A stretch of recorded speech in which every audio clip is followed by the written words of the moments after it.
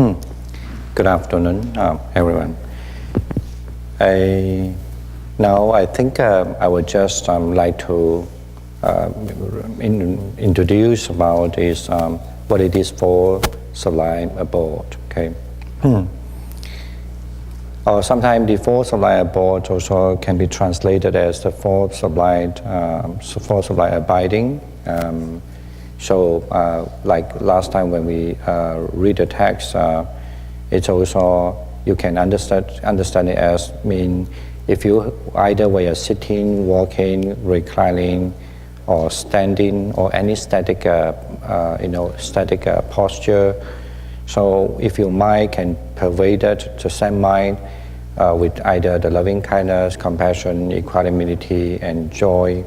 So and then you almost like living in so-called, well, especially in the Hindu, Indian mythology, that we mean you live in almost like the heavens of the Brahma. Okay.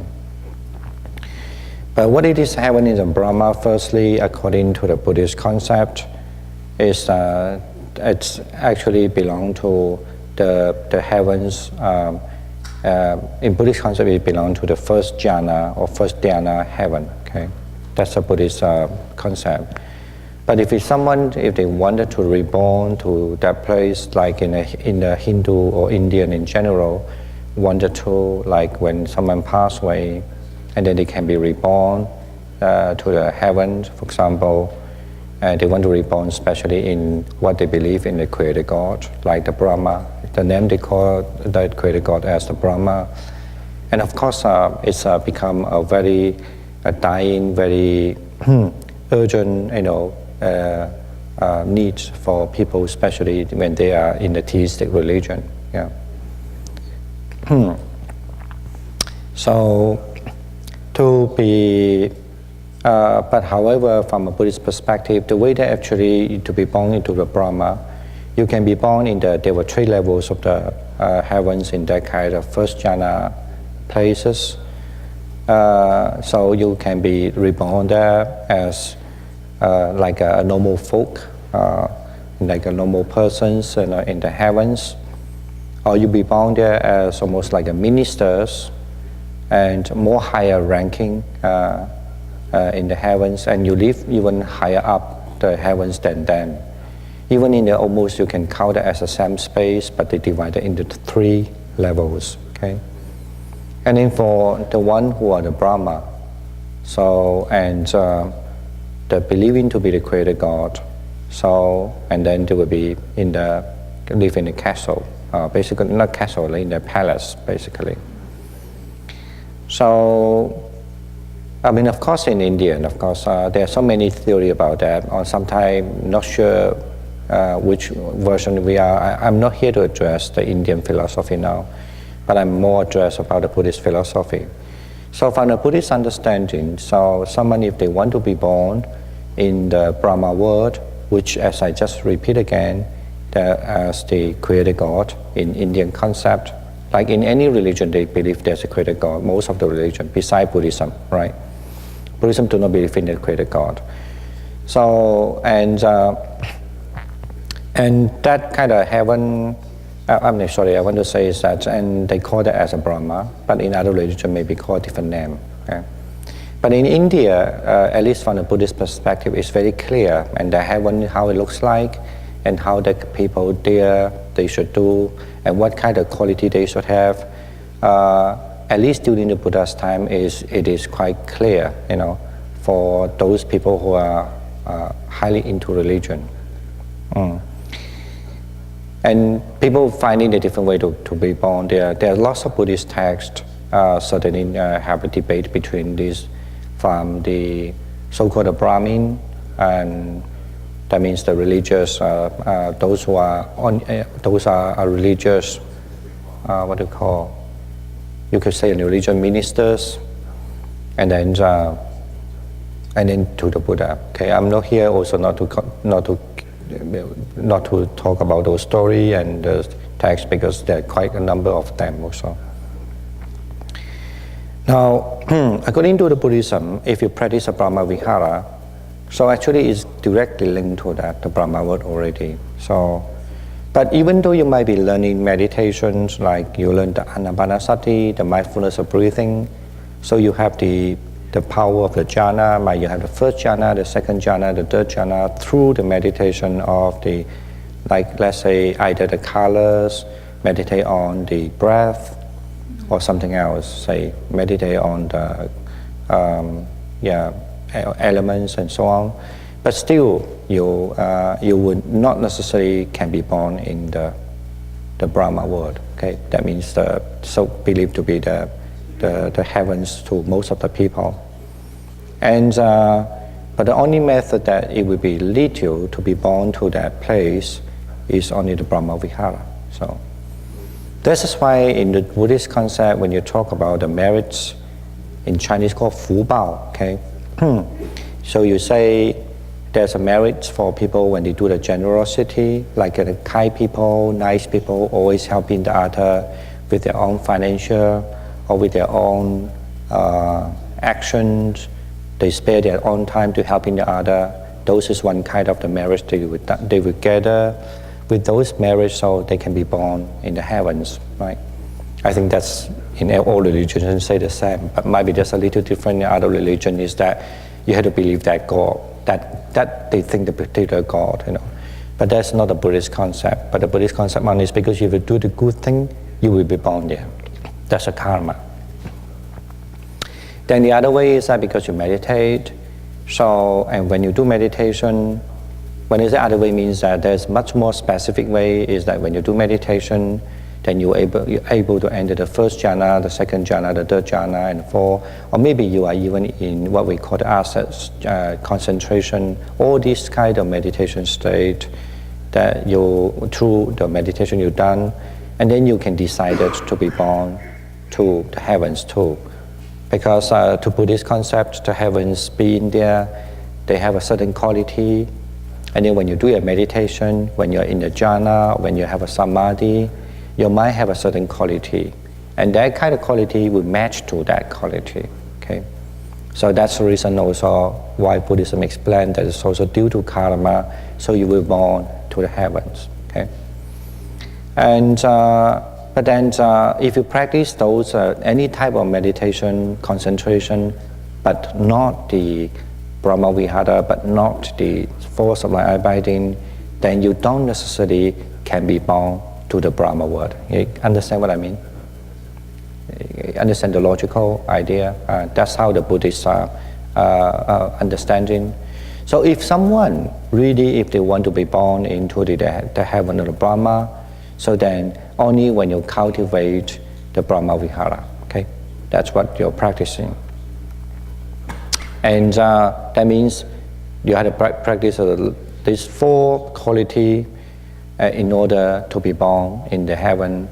And if you cultivated 1 year, cultivated 2 years, cultivated 3 years, cultivated 4 years and 5 years, actually even one of the Buddhist texts, I think there are two, but certainly that Buddhist text,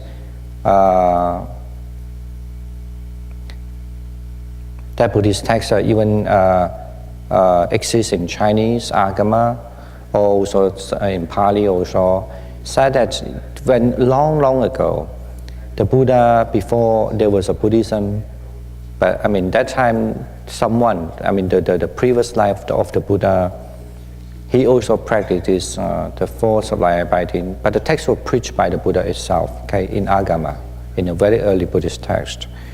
And then said because he practiced force of like abiding, and he stayed in a secluded place and just meditate. And then after a few years, so of course when he passed away, of course during the practice also he see the Brahma world. And then after when he passed away, he will reborn actually as the king of the Brahma also. So that's also another way he have developed this Greek marriage, you know, by being a kind of somebody when you are the inner king. So depends how you look at it. I guess my understanding to interpret that story might be kind of saying that because when he was a king in the Brahma world, so he has that kind of marriage in order to be the king, And also, he also could look after the people well and nice in the heavenly. So he also get that kind of marriage. So that's how one of the way they develop the marriage. Okay. Maybe that's another. I didn't think I want to talk about it, but I think it come to my mind just now. Maybe that's another way actually also saying that, you know, when someone, if they can be in a higher position, in other words, mean, you know, can guide the people. So if they can guide them well and nicely, so they will build a good marriage also. I don't know. So this is a very different perspective from Buddhism. But since we say so, I need to also mention, I know that lots of religion almost like encouraging people have to be poor, okay? And I'm not here to say what I'm sure you know. If you know Bible well, if you know some other, they almost like encouraging you to be poor. But on the contrary, Buddhism is not that kind of way. But if you find someone be a poor, fine, that's a karma. But someone be rich, you know, usually we place people be rich. So it's very strange way, maybe.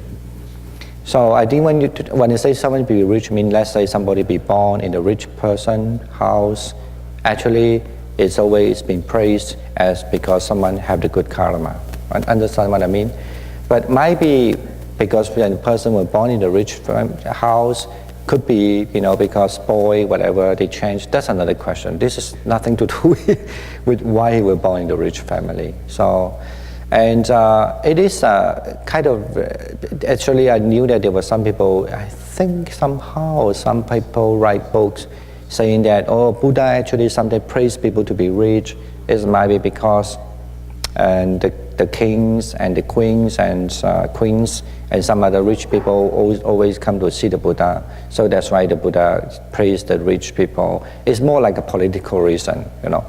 And I don't believe that, because if you look at the karma theory, understand the karma way, certainly people, if they can be born in the, when I say rich in a way, like, you know, if it very rich or even rich, I mean, certainly this is still, if the people, they can practice Buddhism, they can practice much easier. When they are not in this kind of financial situation, they still have to earn a great deal living, you know, to support the family, support. You know, in old days, you are not just support the family, you have to support the relatives too. When the relatives have difficulty, they come to borrow your rice, borrow your oil, borrow anything, you need to give them, right? So in a way, it's not just support your family. So that's maybe another thing I need to mention. It's about the important why Buddhism said about importance of the marriage. You know, that somebody financially sufficient for them, at least that's a minimal that they could actually have time to practice, and or to help people. You know. Now, since we mentioned this, and I need to also say, then how one can be reborn to that? Of course, if you have people, if you practice here, they have developed a jhana, or even at least when their force of life, abiding, the full quality of mind is stabilized. So when a person about to die, so I mean, you can just like what you are doing now, doing your meditation. So it is believed that at that time, unless you worry, unless you're afraid, if you're not worried, if you're not afraid, you know what I mean by worry. People, there's no necessity to worry. Let's say if I know that I'm going to die. If I worry, then my mind start to, you know, like a loss of thinking. If I'm afraid or whatever, it's also distract you. But if you can let your mind calm, just like now you do meditation, actually saying is easy, doing is very hard, okay? But anyway, that's a theory. So if you can let your mind do so, and you just in the meditation, that should be, you should be able to see a white light, you know. And also, if people have meditated before, if they have seen how that place looks like and that place appear in front of you. So when your last consciousness, when your physical body would not sustain your last consciousness, and then your consciousness, when the moment that your consciousness deceased, and then you will rise in the heavens. That's why your practice for Brahma Vihara. I mean, for some people, maybe quite large amount of people, even though they might be believing in other religion or what, but actually this is one of the practice. It's not just very helpful for your normal life. but it's also one of the actually powerful practices for you to go to heavens, basically, maybe, at least at this stage. Are you happy about that? Looks like nobody, no reaction. They are all in equanimity.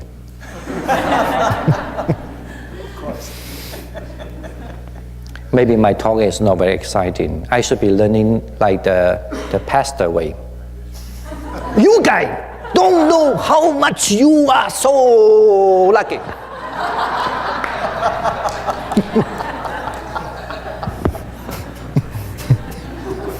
That works. Look at the Buddha. Who can help you? Only the Buddha can help you all. No?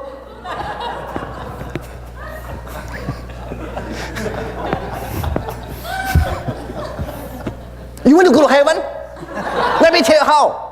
There's no other way, but if, no. So maybe that's. Thank you for my show. Put you on Buddha TV. Actually, if you ask me, I remember when I saw this American way of preaching, the pastor, I'm shocked. I was really shocked. Because I never come across this, and I was really shocked, you know. Even if I was in those that I go to church, yeah, a little bit like that, but it's not that strong. But here, particularly, wow, you know, really, you know. So anyway, so I need to change back my pattern now.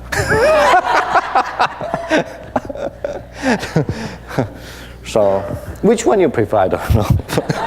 Let me know later. A little bit is good. Okay, maybe I was too dry.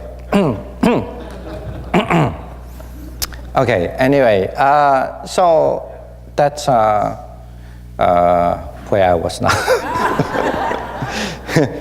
It is actually, this is how I find, I know a lot of Christian or some other people, they were looking for, you know, their religious belief. And some, of course, they're very happy about they find their belief, but some, they still struggle, right? And that's one part. Another part I'm going to talk about is, I also, you know, some people actually, whatever kind of religions they believe, and then they very, really, you know, devoted, but not necessarily they know how to change their own mind, right?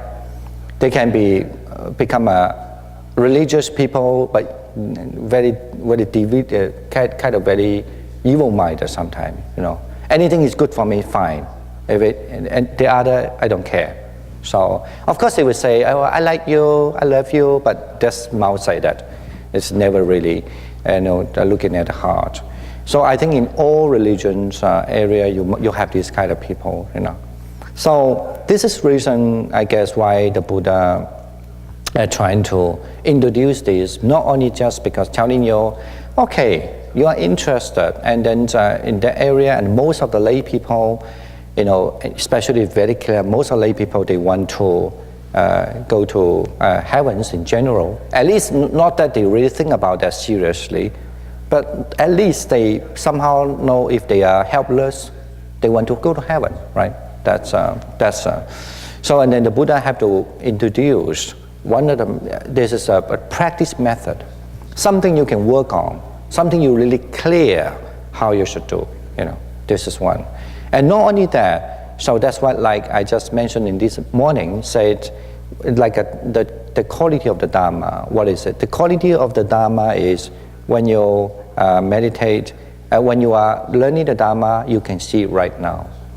So, and this is also, if you want to be born to be heavens, you must have the same quality of the mind like the heavenly being, according to Buddhist theory and karma. Otherwise, there's no way they match. So, like in the Brahma world, they don't have hatred actually, unless the people really attack them so much. I mean, people say there was something evil force attack them so much, and they might be erased, kind of like, they have to gather together and see how they should fight. Otherwise, normally they don't have that kind of mind. So that's the reason people have to be at least try to alleviate the hatred mind. Now we're back to our maybe the most concerned topic, and which is maybe most interest in the Westerner in general, because partly my understanding, when I say Western, I mean like originally they were not learning Buddhism, because usually they attract to Buddhism might be one reason is because they are not thinking about the heavens thing also. They could be, right? That's the reason why when some of the people in English medium, when they start to learn Buddhism, they try to remove this part, like the heavenly part, and also try to remove a certain. They just wanted their practice will be mostly focused on the daily life, And this is also why whenever you read a book, mostly they talk about the daily life thing. And it's because even I know I don't want to mention them because I'm not going to propaganda their idea. So even there are people upholding the idea like, you can be practicing Buddhism, but you don't have to believe in karma sometimes. Even you don't have to believe in karma, means because in Buddhist karma, they definitely have to believe in the past life and the future life too, when in the long run, If you believe you have it now, your mind have this can change you, then you have to believe that if you are not able to stop your mind, you got to be reborn again. So that's how the Buddhists understand it. Okay, so they maybe cut some of it, and they don't believe in karma. They might be believing in a kind of action and the result, but they don't necessarily believe in what the Buddhist concept as a karma. And so, all right. Now, why we have to practice for salaya abiding? I just mentioned one reason. It's because during the Buddha's time, because lots of actually the people who were in their own religion already, but they don't know what is a way they could really be sure that they can be born to heaven. Okay, and especially they were in favor of the Brahma word. Okay, and then that's why the Buddha, in lots of discussion in the Buddhist text, that's one. And the other is that, and the Brahma Vihara is a full kind of quality which actually is in our heart, right? Everybody have the love to other. Everybody have the compassionate mind, and everybody has this how to say to not to share. How to use the word? No, to share the happiness? No. But you yeah, to share maybe. To spread, no. Basically, like you could. I forgot the term. They should. It's all right, Guess like, no, like people happy are happy. What do you call? No, those are still those Iridian and still share. You can maybe easier to use this. Something in my mind. The term is like, everybody has the ability to participate in happiness. Capacity for happiness, yeah. So and also actually, everybody has the equanimity mind, which is difficult though. Why there any sequence in practice? Because the loving kindness mind is the very fundamental.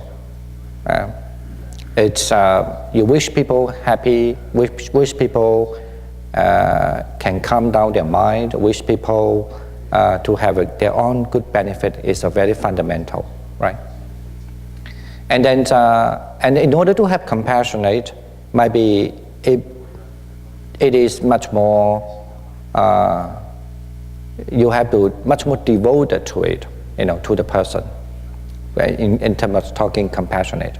For example, I can have a friend. Whenever I talk to my friends. And I can have friends say, whenever I talk to my friends, I would just like, we should be one happy. When your friend in the suffering, I may be, I'm sorry, I don't have time. Right? So to be compassionate, you have to devote more of your time, more of your energy, you know. So that's also put in the second practice in the sequence, you know, because it requires more your mind. I'm talking all about the quality of the mind. It's a certain quality that you need more devotional to it, you know. And then the joy meditation, it might can get by easily, like the capacity of happiness can get by easily. However, you still has to be able, when your heart is lighter, to do so, right? But when your heart is full of the defilements, full of the worries, full of the problems, even though we do have this capacity, ability to almost like to be contaminate, maybe you can use the word, contaminate with the joyness around you, but when those worries and sadness become so strong, when your heart, if there's a little at least, there should have some light, joyful feelings there. If no joyful feelings there, even a little, it's very hard to be contaminated. Maybe you say it that way. So, and that's the reason why still the foundation will be still is the loving kindness, right? And at least if you wish people to be well and happy, that moment itself, right away, you'll remove the anger already. And then you feel a little, joyness there. And of course, then you can easily, if there's a joyness event or situation around you, you can easily to be contaminated with that, Infested is not a good term, right? Usually infested is, anyway. Right, and then what about the equanimity? And the equanimity, it is not something as when somebody become the mind like a stone, your heart. You have the soft mind. It's very important. Somebody can misunderstand equanimity as a kind of like, a careless person. A cruel, kind of indifferent also, indifferent to people, like indifferent. So it can be understood that, but that was not true, because still actually when somebody really have the equanimity, is someone really, the mind is really still soft. But you do have you just been able to put away all these kind of what we just mentioned above. We mentioned the three kind of the mind of the quality. So you just establish a kind of very even, stable, maybe you could say that non-judgmental kind of the mind, right? Is it useful? It is very useful. When you see a person, in general, you just wish them to be well and happy, or wish them to whatever benefit they will get, wish them they can find their own happiness, and so and so. So when you see a person is when they are on a happy mood stage, or not in the physically is not well, so you would just wish them to be out of the problem, right? But then when you see people when they are unhappy, you just get to be happy together. No. But what about equanimity? Equanimity actually is that it's not an easy way to establish, but if you're able to establish the equanimity, so you become not actually controlling people in a way. When I say control, maybe a too strong word. It's like you will not have the idea to manipulate it. Kind of like to manipulate the person with your own will. Sometimes, but I mean, of course, that's open up a debate, I think I did give but not that you don't know the person's problem. On the contrary, you know much more about the person. Of course, at the same time, you know much more about yourself. Okay. So, in other words, the most easier to say is that you know much about what happened with that person. If he just wanted to act in such a way again, what kind of suffering he comes to. That kind of realization, of course, also helping yourself too, right? But in other words, you will go in to do the same way. Sometimes if we just have a shallow loving kindness or compassion, I'm just talking about with a shallow one, without practicing the equanimity before, so your compassion can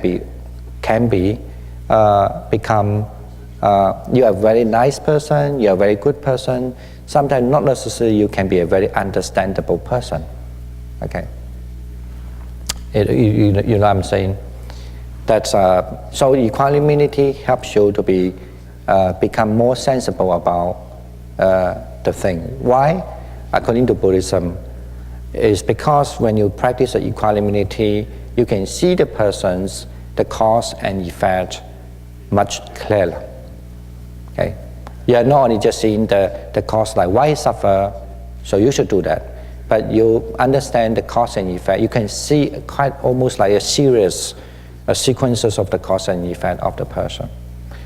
I did give the example for the people like for a few groups, but I need to say that in order to share for all of you. Like, there was a time during the Q&A, so there was someone said, I asked her, do you want to practice? What are you practice? And she says she's practice, for the all direction. And I said, no, but now we are practicing individual. But she declined to do so. She didn't want to do so. But then that time, if I have the equanimity mind, I would don't care. I would just know you will be suffering in your future. It's not my business, basically, kind of like that. But because she thought she knew it, I want to do what I like to do. I don't care. I don't want to hear what you said.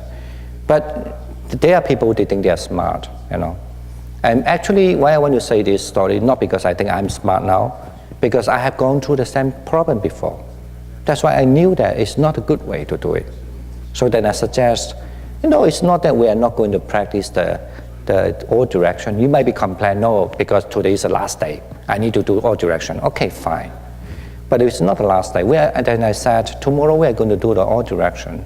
Why don't now you just do the individual? No, I don't want to do. I feel nice with the all direction. That's the answer. Because I was out of compassion. That's why I told her, no, you should not do this. Of course, then we have a little kind of, almost like debate going on a little bit. And after I felt that I was a stupid guy. Why should I care? If she want to go to hell, let her to go to hell. If she want to be fine. If she want to be proud, that's her problem, right? And but of course, I knew that I also get mad myself too. Not mad with her actually. I mad to myself. But why should I care? That's a problem. Now, in other words, you could say two conclusions. One conclusion is that my compassion is not big enough, quick enough. That's true. That I'm giving one example is true, maybe because my compassion is not quick enough. And otherwise, I could, from that event, I will still develop the compassion, like, oh, what a foolish people, may be without other suffering. So I didn't have that power at the time. Okay. But I knew very well, if at that time I would just practice equanimity, I won't have problem. Whatever they say, I say, why don't you practice that? No, I want to do it. Okay. I can see the cause and effect. These people stubborn. She think that's the way she will be better. But let yourself see. Maybe now, yes. 1 year, maybe, yes. After she look at your life, And I knew very well, I checked myself, not about the person only. I checked myself. I have the same problem in when I knew very well. And I go through that problem before. So I just be nice to say something, But the return is that different thing, right? Even the funny part, then the answer is, I should have tell you the lie, not to be honest to you. I say, okay. right? If you don't want to be honest, look at yourself. So that's what I mean by that. So equanimity actually is a kind of mind when you develop, you become, maybe for other person think a little bit like you are emotionless, kind of no emotion, but actually you become a kind of very clear about the things happening, going on. And then it's true even for oneself, then you do not want to meddle the business. Now, but very much important, do not mix equanimity to indifferences, okay? Indifferences is like, just now I did say the word, almost like that. When people say something, I just don't want to listen. It's not my business. That's selfishness, selfish there, right? You're not listening. Actually, I do listen. I listen very well, but through my understanding, so I have no way to change the person. I just observe the person. So that's called the equanimity. But when you're indifferent, it's like, actually you shut your senses. You shut it, you don't want to listen. You might be just sitting there pretending actually you're not listening. That's called indifferences. And also indifferences, it's, if you check it on your mind, it's hard. You're tense. And also actually there's anger there also. Okay? There's anger. And all full of this like attachment, like, for example, why should I care about you? So I only feel about I. So, and the last thing, also remember this quality. When people have this equanimity, the pride goes away. Because that's the reason. If you practice the loving kindness, if you have the compassion, if you have the joy, it could be have the proud there sometime. I don't mean all the time, but it could be have the proud. But if you really have the equanimity, you don't have the proud. So indifference, of course, is very clear with the great proudness. Okay, but when you have equanimity, all the proudness, the pride removed. That's the reason why you just become a really like a very objective observer. Understand, oh, look at the person, have this kind of thing. And then you also think, in the past I also have that problem. But you don't have the proud, thinking, I am better than you. No, you just observe. You understand, you see, people, if they don't listen, they will be like that. I also was like this. If I do the same thing, I will be like that. That's why the proud has been removed at the time. Okay? Understand? So, do you get more sense? Do you get more understanding what equanimity now? Right. So, and I did mention about the sequence. So the reason why we start from the loving kindness, because it's the one that you need to establish first. Otherwise, the joy meditation is very hard, right? Because if there's no any slight joy there, it's very hard. But of course, in order to do equanimity, it's very difficult to. The reason is, and why? No, maybe best. Sorry, I need to rephrase it. Why we had to put this all together? Because they share the same thing, even though they have 4 different kind of meditation object, and to develop 4 different kind of mind. But then why they put it together is because they all share the same thing. That whenever you have either one of them, you immediately remove the hatred and anger. Okay, but some have much more, like equanimity, for example, have much more stable way of why, because the pride also removed at the very moment. So now, beside this, also in terms of the jhana, if people are continuously meditate, become stronger and become more consolidate on their meditation. So, and then you can also with the first, like the loving kindness meditation, you can with the loving kindness meditation, Actually, nowadays, here people kind of know, it's very much easier when you practice this method, you establish this access concentration. In Pali, it's called Upajjhara Samadhi, right? And then maybe in Chinese, sometimes they translate that as 味道地定 as well, 进行定或者味道地定.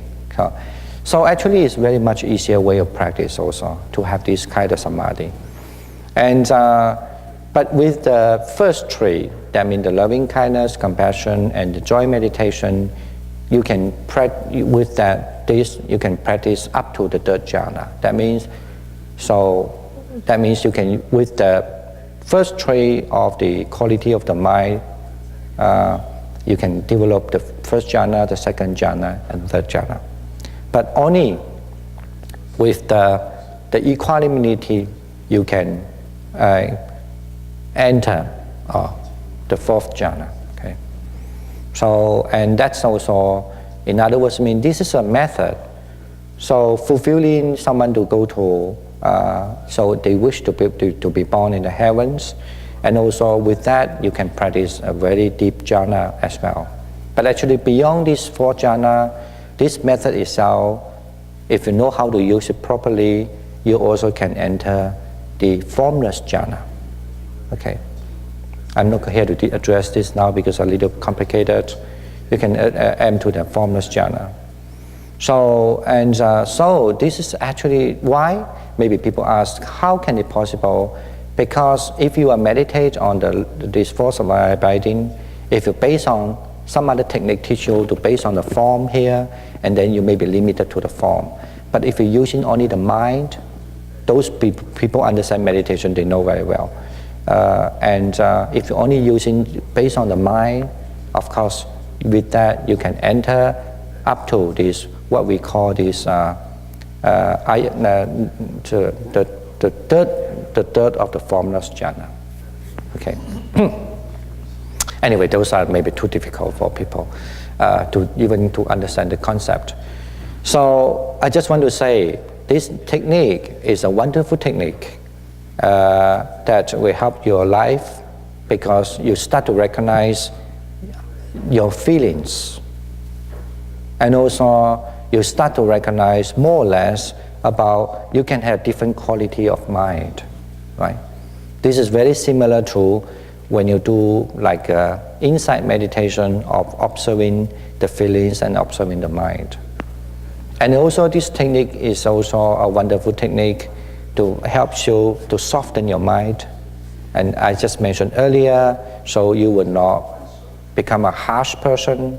I mean, you can easily forgive people and forgive yourself, right? And by practicing this technique also, you become much more encompassed, become compassionate to others person, right? Sorry, not encompass.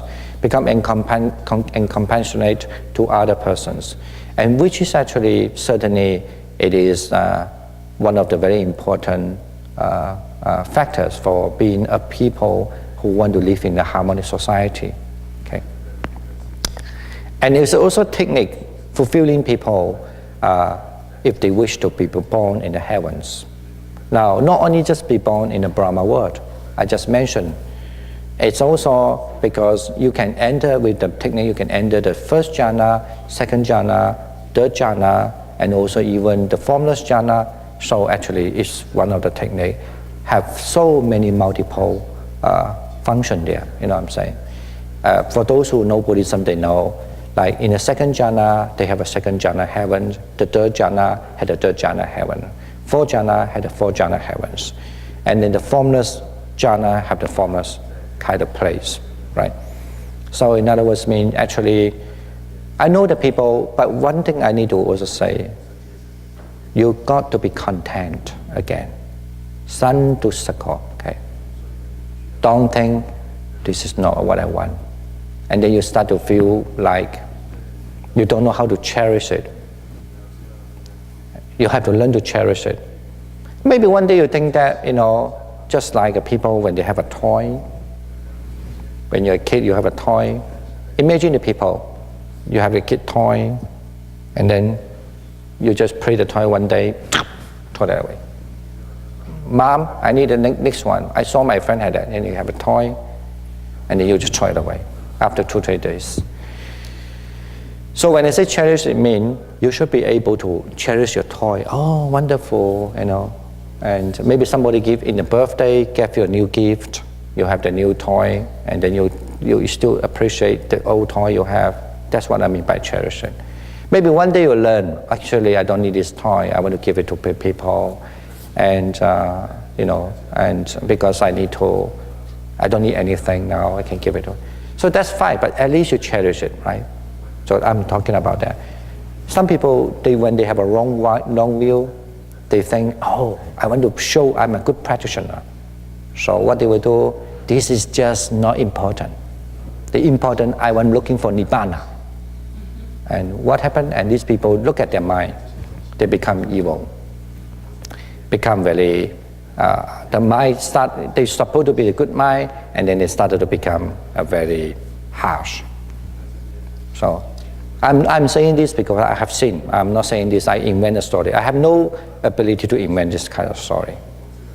I have seen people, they practice this a little bit, they get a benefit, and then they practice some other method, the insight meditation, they get benefit, and then they become very proud. So, and these techniques become almost like, they use the technique for what? For supernatural power. This is which I don't want to talk about here, okay? And actually you're learning one other technique, very powerful in many things, but something I don't like to mention. It's not proper to mention. Okay, so I know you don't know, because the thing it is, unless you really study Buddhism very, very deep, and also in the meditation area for a long time, then you know why this technique, sometimes actually for some tradition, they don't easily teach first. I don't know why. I think, not that I don't know why, I can guess one reason, as I just mentioned the last word, if you remember what I just said. And some people, they knew that. So they are not using that in a properly, actually, to how to really, to be a human. Okay? So some people use this method. After some time, they don't use it. They only use it a little bit just for the ego reason. Okay? Okay. No, that's the risk of this technique. If you ask me, I did used to say when you practice the mindfulness of breathing, the risk is you can be very selfish, at least you show your selfishness. I'm busy, don't meddle me, I want to do my meditation. Breathe in, breathe out, right? And then when they cannot meditate well, and they get very angry with people, why you disturb me, why so noisy, why this, why that, right? But in this technique, you learn, you know very well. So at least when you learn in this way, when you're noisy, may you be well and happy.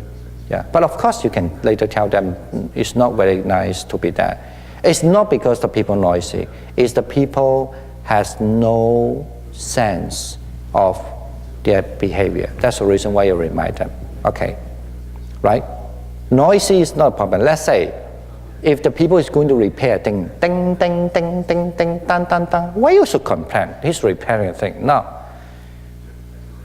You complain is because the people have no sense of caring the other. Like, for example, like, you should be walk like, of course I can walk like very loud. Just like I said, I can speak like that, I'm just joking. I just have to be care, right? I cannot. So it's like, so that's a reason actually to tell you, oh, can you lower the noise? Can you close the door not to be too loud? There are people like that, bang, bang, So, yeah, it's sometimes not, I mean, we are not afraid of the noise, but I mean, you know what I mean? But when the people sleeping, when the people doing meditation, then the people show the care. Oh, people are doing there, so they can be aware. That's actually the main point. The main point is not about because the person really become a careless or not. Okay. What is a thing I didn't mention? There's a list here.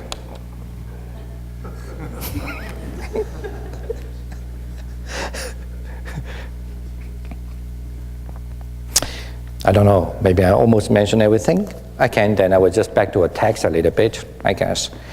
and then we can have a break now. And the texts always say that we should practice this force of non-abiding. And usually when you learn this method, as far as I know, they don't teach this way. But I teach it like first to do the individual, and then you do the boundary, and then you do the all directions. Of course, I think in the Q&A sometimes I did explain the reasons. Because some people find the individual is harder to do, at least when they do the boundary. So if it can make use of it, and it's very useful in the daily life too, right? Because when you see a lot of people, you're not like, may you be happy, that's all. But you can learn, somehow you learn already how you make a whole bunch of people there be happy, something like that. The same thing for when people in the suffering and so on, right? So, and for the direction is the same way. So sometimes the people are so much, you don't know how to count, especially when you walk in New York City like that. And then you also, somehow you learn the way that you meditate to everywhere, right? And not only that, of course, to everywhere has also such a powerful feeling too, But why then we have to do the individual? Because still you have to do individual because lots of problems come to your life because of individual problem, right? And those are problems if you don't deal with it, and then you think that you can escape from a karma, and especially the Buddhist teachings say, no, unless you resolve it, right? If you still have the hatred to the person, and then that's always there. I just said the story also yesterday about the stomach, right? So it's always there. So you need to resolve it. Maybe you still don't like the person, but it won't become a bondage. In Buddhism, we have a term called Chan, okay? Pali Yutana in the Pali, Chan. It won't become like a bondage. And also it won't become like a knot also. So bandhana in Pali word, okay? Or tangle in English. So you're able to disentangle it. So that's why it would not carry you. It might be carry something else, your attachment, this, that, but at least so far, the person, you hate the person, it won't become a bondage and just always attach in your mind. You can release it, right? So that's why then you won't have the future karma, a bad karma for that. So that's why the individual is so important. Not only that, tomorrow we're going to mention, the individual is also so important to practice. Why we have to decide in the group is because then you have to learn how to meditate in these 4 groups in the future into only 1 group. That means they all are equal. So that's the reason why you might be surprised why, even though we divide in the different group, it's easier for practice, but they also actually have an even bigger purpose. The purpose is if you can meditate in a different group, and you need to meditate all these different groups together, become 1 group. That means then you completely, your loving kindness or your compassion they treat everybody the same, okay? So that's become a much more established and much more powerful of your meditation. As for the 4 all direction, is always mentioned in the Buddha. Might be because during that time the society is a little different. So, to treat people nicely, to meditate, everyone should be, the Buddha need not to mention too much. But now he had to say, there's a beautiful actually sentence say that, just like somebody, if they are standing on top of the mountain, have the conch, in those days they use a conch to, like a trumpet, and I use a conch to blow like a trumpet. And then when you blow at night, very quiet place, when you blow the conch, you'll be, oh, and then you can hear, oh, far, far, far, far, far, far, far, far, far, far, far, far, far, far, far, far away, right? So, and then it pervades in all directions. So that's the simile the Buddha say. So when the people, if they can establish, I'd say the loving kindness mind, what we call the loving kindness immeasurable mind, or the compassion immeasurable mind, or the sympathetic joy immeasurable mind, or this equanimity immeasurable mind, to all directions, to 1 direction, to 2 direction, they say to 3 direction, to 4 direction, to the up direction, to the down direction. You know that I asked you not to do down, okay? But anyway, in the text say, and then in all, with only this kind of the mind and endlessly, and without the resentment, or what we translate as without animosity, or without the hatred, and then it pervades everywhere. So that is basically mean you have practicing the immeasurable mind. Now, in other words, mean this sentence also telling us, when you say immeasurable mind, it's different from when you say you practice this force of abiding. That means a Brahma Vihara.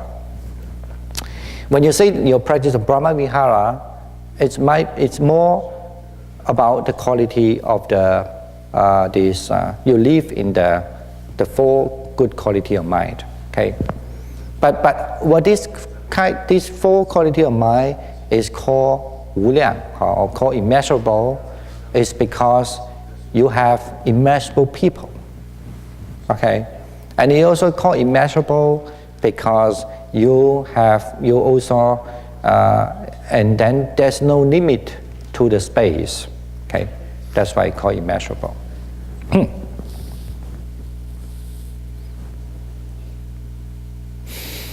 And then the last definition of it is why it's called immeasurable, because it builds up the immeasurable merits.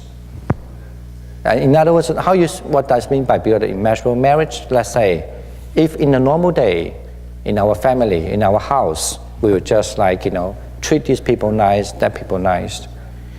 Our mind is just only thinking about house. When we go out, all these people are strangers. It's none of my business. I don't care who they are, right?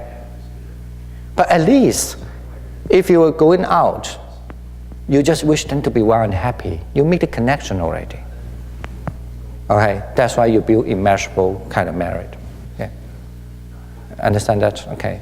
Now the last thing I want to say, because I said that already, still why you need to, even though this is so wonderful, but why you still have to practice the individual? I need to repeat this again, because when you practice individual, you have to really solve the right now your problem. Okay. But the immeasurable mind will help you to stabilize your mind, but to solve the individual problem, right?